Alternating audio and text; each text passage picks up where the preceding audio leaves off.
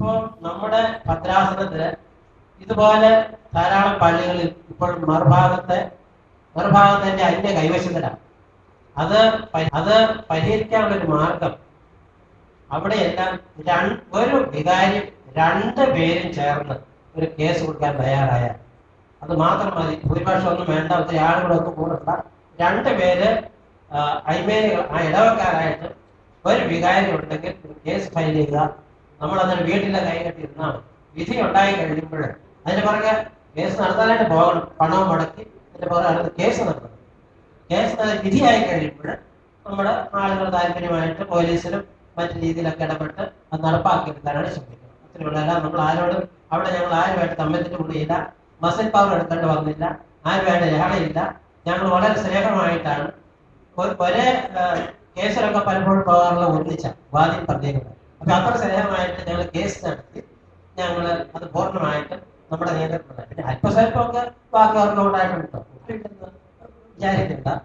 അപ്പൊ ആ രീതിയിലാണ് നടത്തിയത്. അപ്പൊ എനിക്ക് ഇവിടെ ഈ ഇരിക്കുന്ന ആളുകള് അവിടെ എനിക്ക് ഓർപ്പിക്കാനുള്ളത്, നിങ്ങളുടെയൊക്കെ പള്ളികളില് വ്യവഹാരങ്ങളില്ലെങ്കിൽ നിശ്ചയമായിട്ടും ഇവിടെ കൂടിയിരിക്കുന്ന ആളുകൾ അതിന് 2 പേരെങ്കിലും മുമ്പോട്ട് വന്ന് ആ പള്ളികളിലെല്ലാം, വ്യവഹാരമില്ലാത്ത പള്ളികളിലെല്ലാം നിങ്ങൾ എത്രയും വേഗത്തിന് വ്യവഹാരത്തിന് കേസ് ഫയൽ ചെയ്യുക.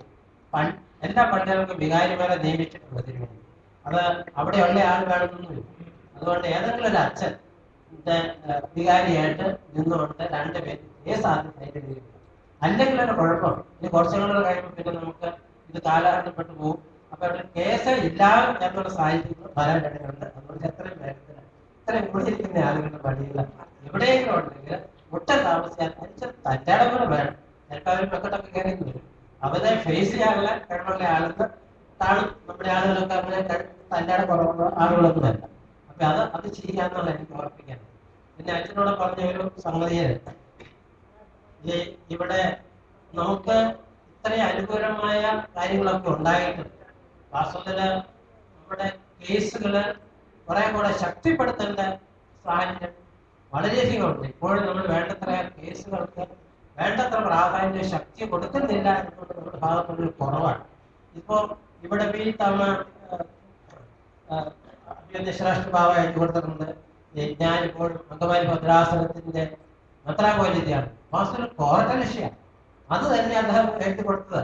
കോർട്ടലക്ഷൻ എന്നുള്ള രീതിയിൽ അതിനെതിരായിട്ട് വാസ്തവത്തില് കേസ് കൊടുത്ത് അത് കോടതിയിൽ നിന്ന് വിധി വാങ്ങിക്കുന്നതാണ്.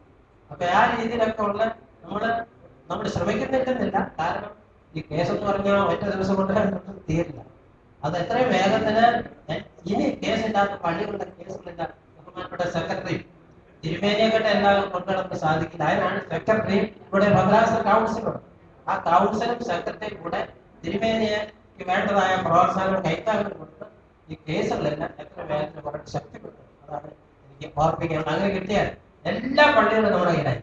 അങ്ങനെ ഒരു സംശയമില്ല.